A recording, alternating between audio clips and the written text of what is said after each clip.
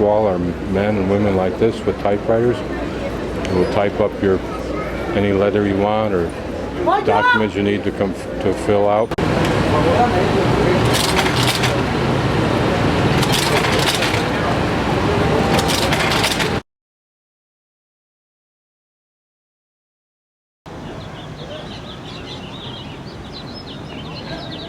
My arrival time is perfectly bad. Tour bus.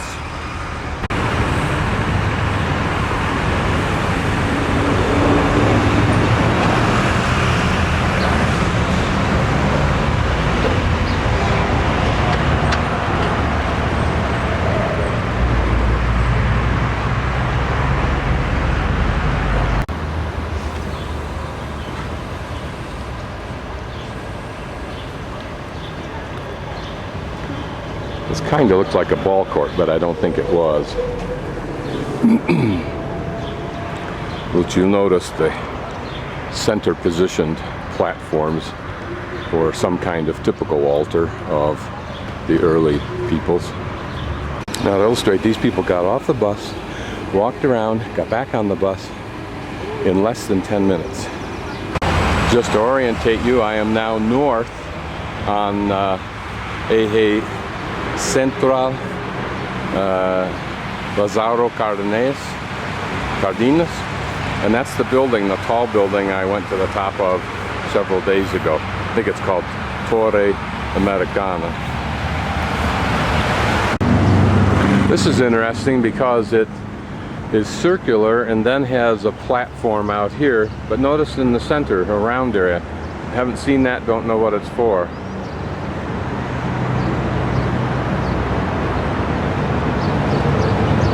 Of course, to some of the other temples we've seen, this almost looks diminutive. The walls to the side, perimeter, are actually the walls of an earlier temple. It's shown here just to illustrate that there were at least two stages of construction. What was interesting about this particular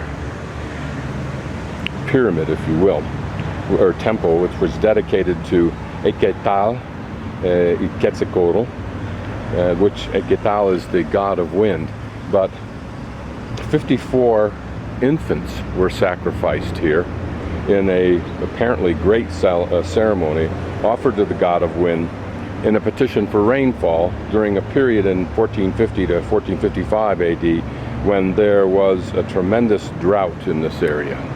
Here are two temples which represent two stages of construction of the 5 stages of construction. The smaller one was done in 1427, and they were called the clay temples for some reason.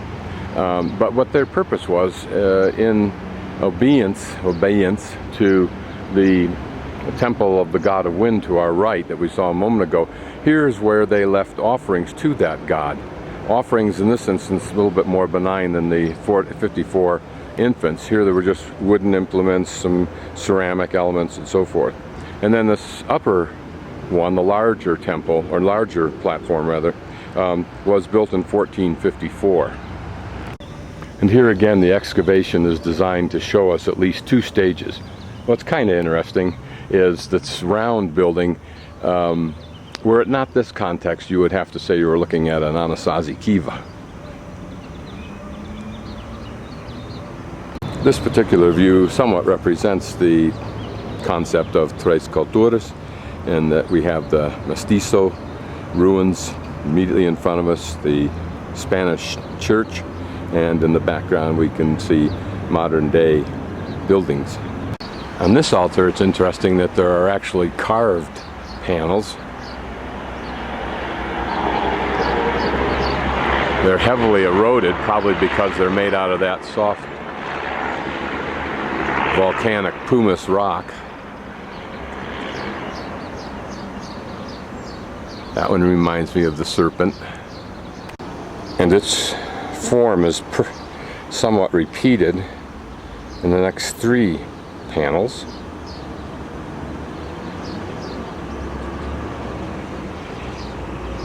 This looks like the symbol for Tlaloc, the water god, or god of water, and a few other things. Notice this one has 7 round circles. And this one has only 6 in a straight line.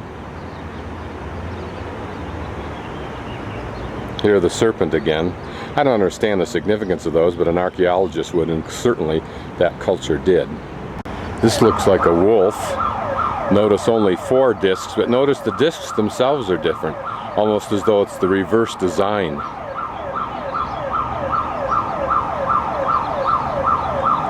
I have no clue.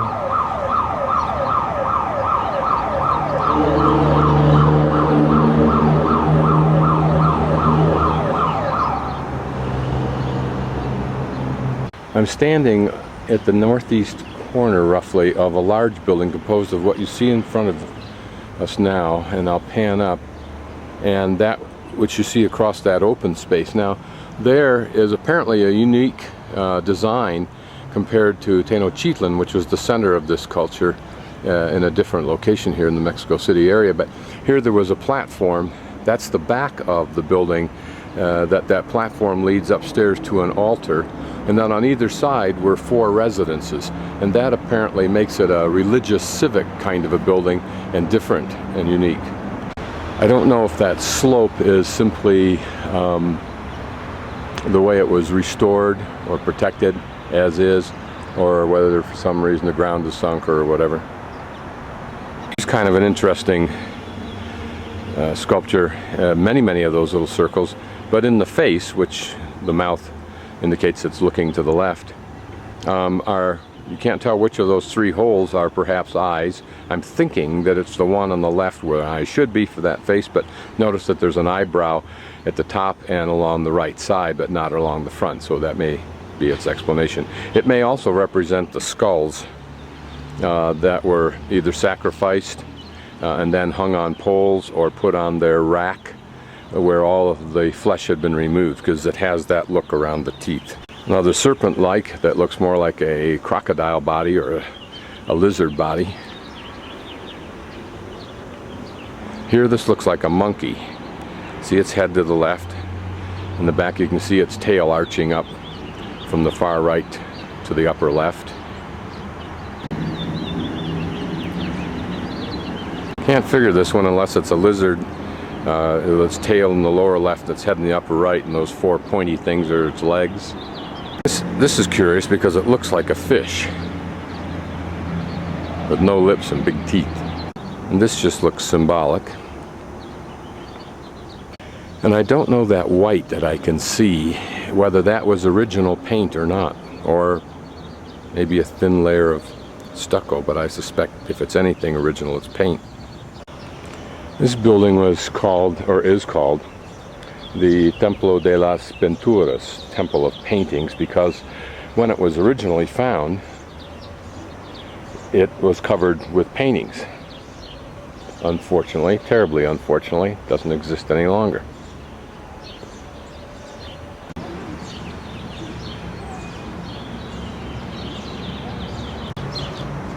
This certainly looks like one of the grand structures here.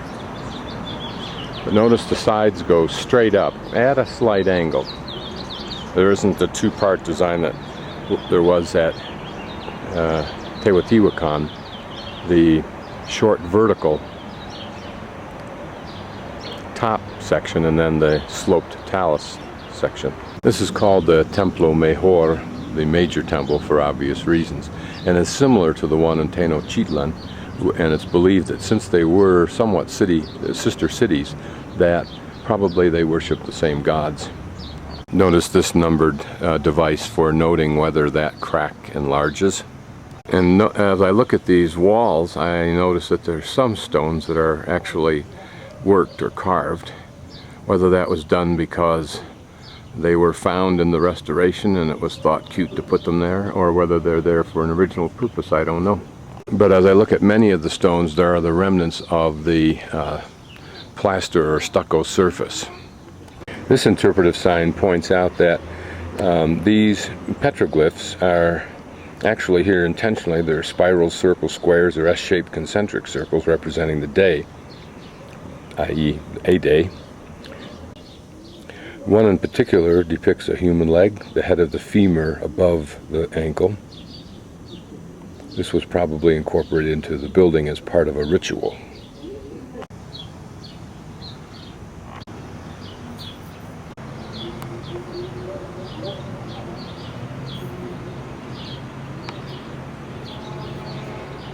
Remember, the Anasazi at Chaco Canyon used that symbol to define the point of various solstices.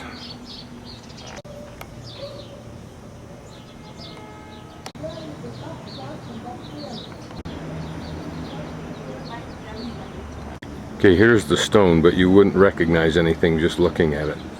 To the left you can see the two femur knobs, head knobs.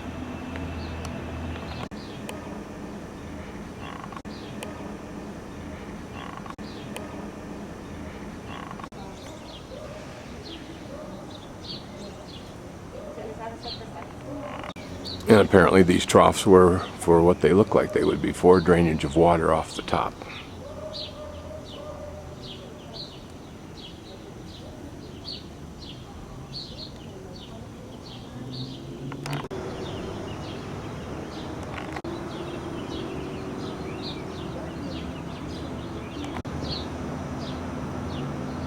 This looks to have lines coming out of the sides and the top a bit, maybe illustrating rays of the sun.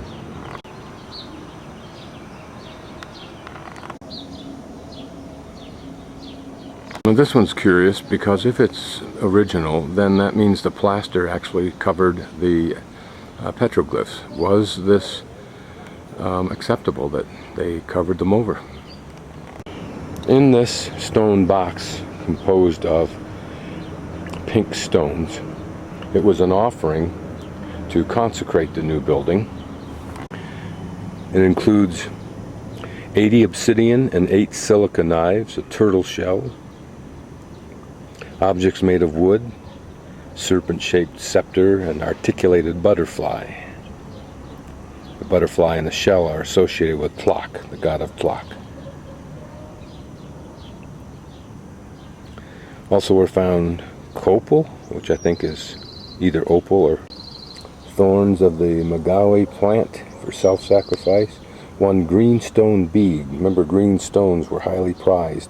They're the stones that were probably in the huge statues in that hole in their chest. There were also 2 human cranium, along with the cervical vertebrae. And these big stones were the lid. Now I just walked along this eastern wall, and there are no petroglyphs in it. Okay, this is the north side of the temple, but actually it's gone through 7 different stages of construction, additions, if you will.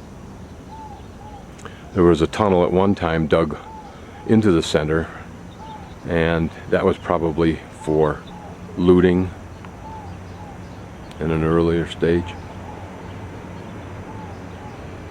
Again, to an archaeologist, this is like looking at the side of a mountain for a geologist. They know so much more, see so much more in what they're looking at than I would see. But you will notice the similarity to Teotihuacan and others, and that is the 2 sets of stairs, the railings, if you will, and here at the top 3 platforms, one of which I saw something similar to this, although not as large, on the Temple of the Moon at Teotihuacan. And presumably it was either a platform for priests to stand on, or it served as an altar and had statues or whatever. Now it would seem if these walls to my right and ahead of me are in any way at all representative of early structures, you can see that this was either a series of structures, or it was continually enlarged structures. But this reminds me a little bit of Templo Mayor in Mexico City, where it looked like there were a series of structural elements. But now this would seem to suggest here that we're looking at 3 or 4 different periods of construction, because there are at least 3 levels of stairs that we can see, one recessed deeper than the others. Now again, do these stairs simply represent a later construction in which this temple, or the rest of this temple, covered up the one behind it? And the same question for this last one.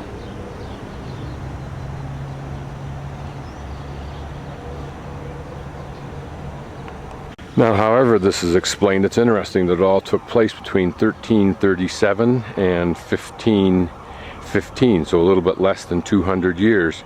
There were 7 construction periods.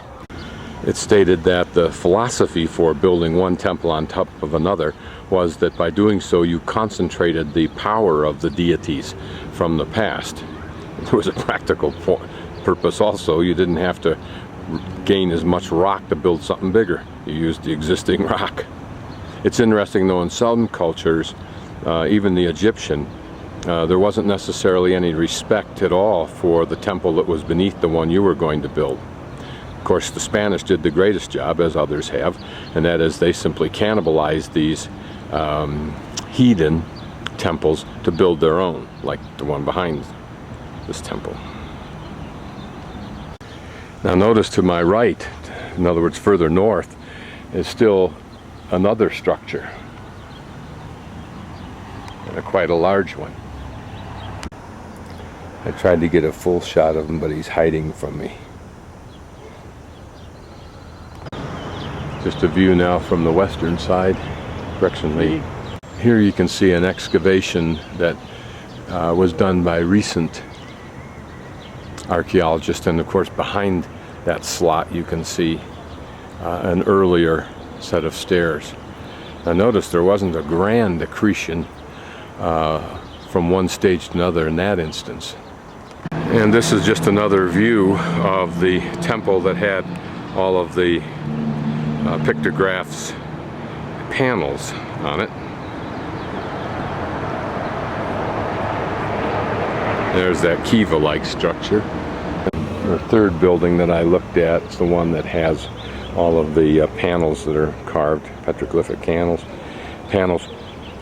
It suggests that we should be able to see 3 niches containing symbols of the days in the groups of 13, which corresponded to the Mexican ritual calendar. Actually, they had 2 calendars that they used simultaneously. In 1989, a mural was found, which I didn't see, and I'll show that to you in a moment.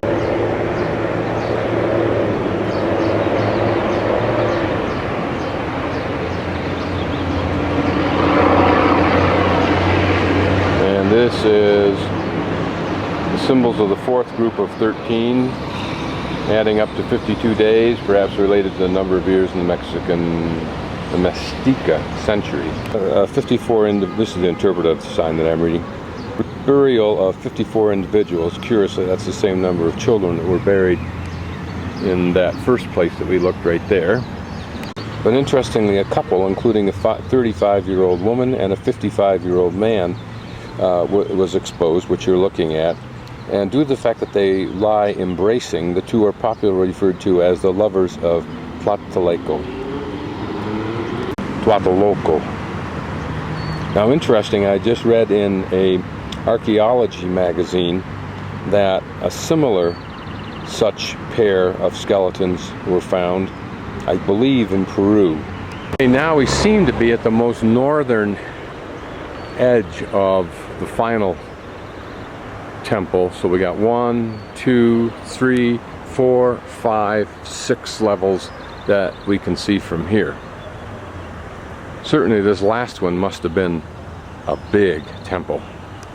Again, notice that this tubular shape is superimposed on a prior structure's stairs, but what the circular tubular structure was for, I don't know. Here is a good example of Mexico. Build something and never touch it again, but there's probably a legitimate explanation. Notice that we can see raised tiles all the way along a certain path. My guess is that this reflects damage from either the biggest earthquake they had recently, 1985, or one of the subsequent ones.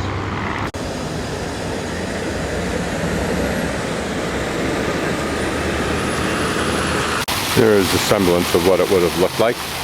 had it been justifiable to restore. This is still another structure, this round temple, probably to the god Clock.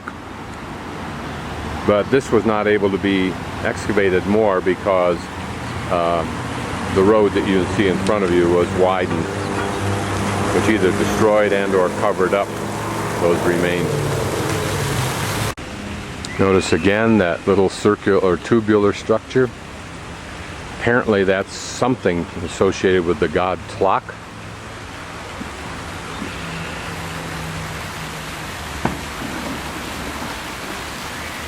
Now this building, which you just had a shot of a few moments ago when I was standing up a little bit higher, is situated on a stucco platform that you can see there of a prior structure, and you can see the stairs beginning to descend there.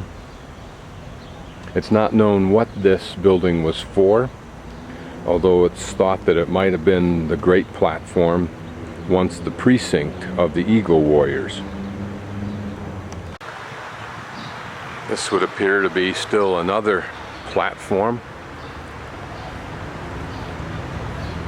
across this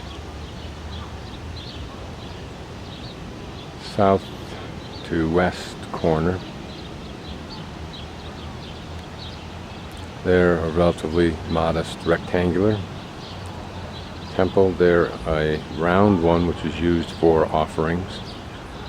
And here, a square one, where interestingly there were found 170 skulls in a line, which represents that display that they had of sacrificed heads stripped of flesh.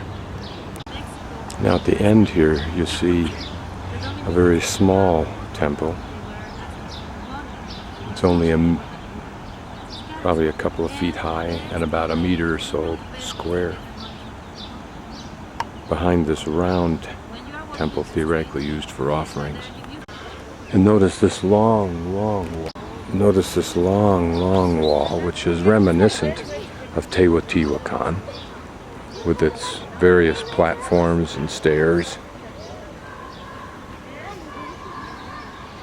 And notice the vertical face and then the lower angled talus face, all of which would have been decorated somehow. And this goes all the way around. So presumably, like Teotihuacan, there would have been buildings at the top of those stairs. Okay, this square or rectangular temple that we can't see all of because they won't let us roam around is the one that had 170 lined up human skulls with lateral perforations. And that reflects a altar, or Tzompantli, Tzompantli, which was a name given to the temple where the Mexica people displayed the skulls of the prisoners of war.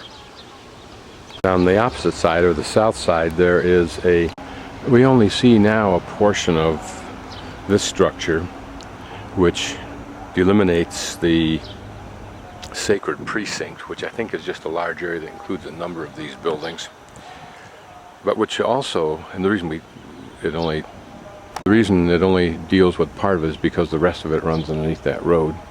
But there might also have been, I think, along this wall, the wall of snakes, a panel like what I saw in Tula that had panel after panel of the serpent, the feathered serpent, Quetzalcoatl.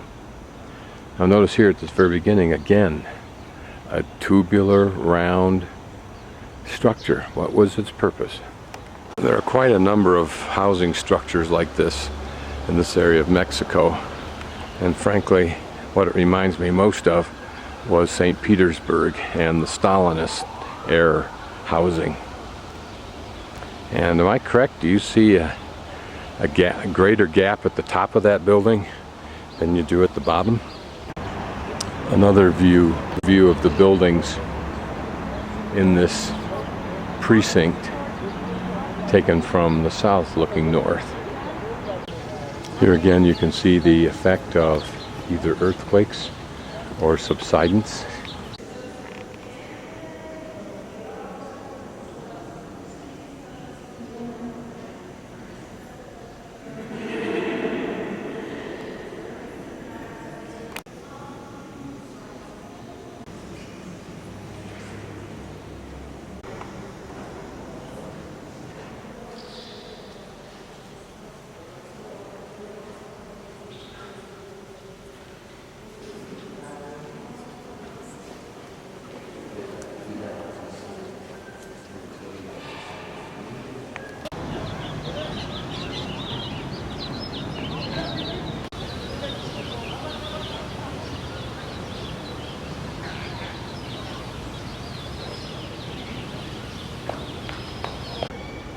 I'm not sure what this building is that's attached to the church. It may be the remains of the early monastery. I think it looks like it's converted into offices of some sort.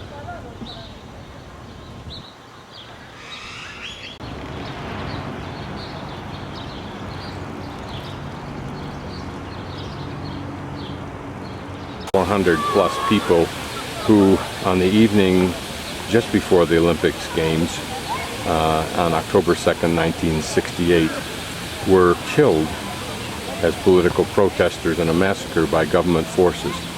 Apparently, even today, there is no mention of this in the textbooks of schools. So I guess one should be content with this. Just another view.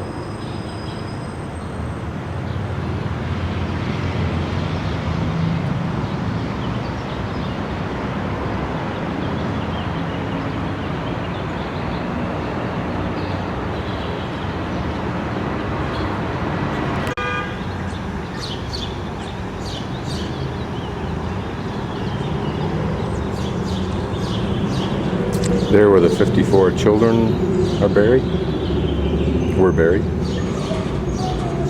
Here, a better view of that round altar.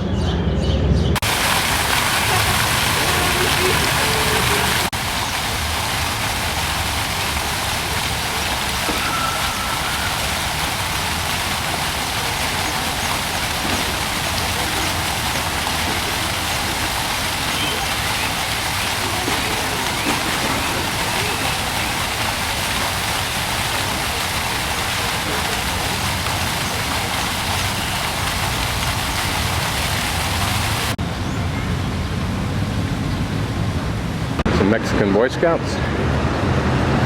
This is the intersection of Reforma, which goes directly ahead of us, and coming across closest to us, Juarez Avenue.